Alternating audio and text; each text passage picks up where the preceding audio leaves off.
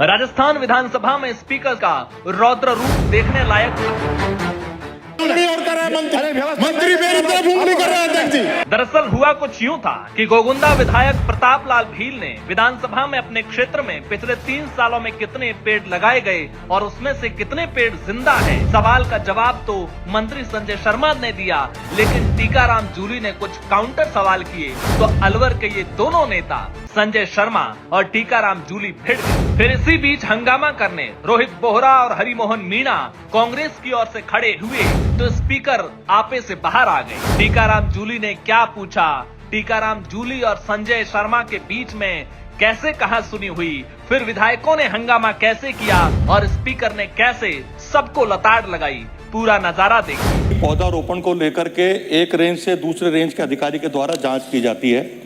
DCF और CCF के माध्यम से भी जांच कराई जाती है, थर्ड पार्टी के द्वारा भी जांच कराई जाती है। उसके साथ साथ भारत सरकार द्वारा सैटेलाइट के माध्यम से हर वर्ष कितना फॉरेस्ट घटा कितना बढ़ा उसकी जांच भी भारत सरकार द्वारा कराई जाती है। लेकिन जो चिंता माननीय सदस्य ने व्यक्त करी है सदन के अंदर, माननीय सदस्य मुझे लिख करके दे दें किस किस जगह उनको ऐसा लगता है कि पौधारोपण कम हुआ है या कोई गड़बड़ है।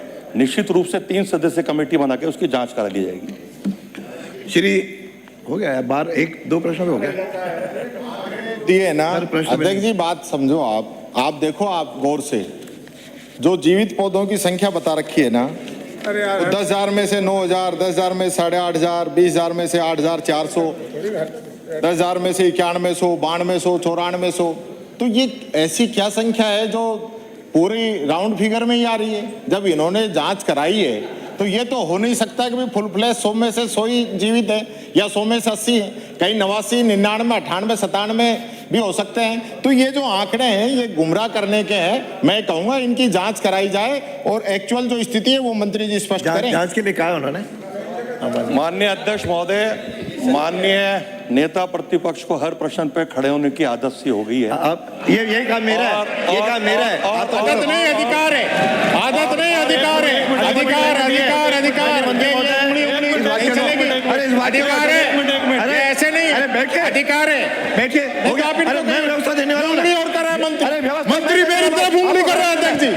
बैठ गया है हरिमोहन जी, और आप तो अपनी सीट पे भी नहीं है।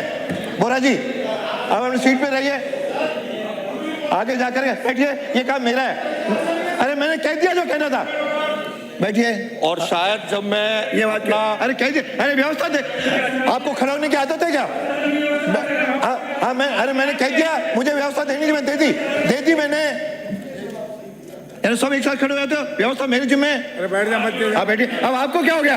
अरे आप अस्वस्थ हैं, आपके प्रश्न नहीं आएंगे, उत्तर नहीं आएंगे, फिर महोदय जवाब मत दो यार। नहीं आएंगे तो अब आपका प्रश्न नहीं रखूंगा, ज्यादा करोगे तो तमाशा कर रहे हो।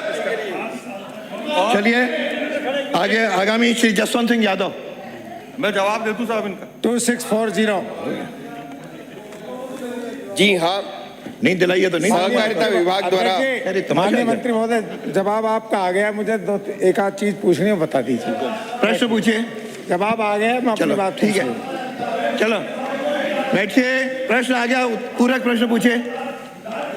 माननीय अध्यक्ष महोदय, अरे मैंने जो सदस्य ज्यादा डिस्टर्ब करेगा उसका प्रश्न फिर रुक जाएगा, उसका उत्तर ही नहीं चाहिए, तो मैं काहे के लिए दिलाऊं? प्रश्न काल शांति से चलने दिए, उत्तर आ रहे हैं, आपके नेता को अनुमति दे रहा हूं, इससे ज्यादा क्या चाहिए? माननीय अध्यक्ष महोदय,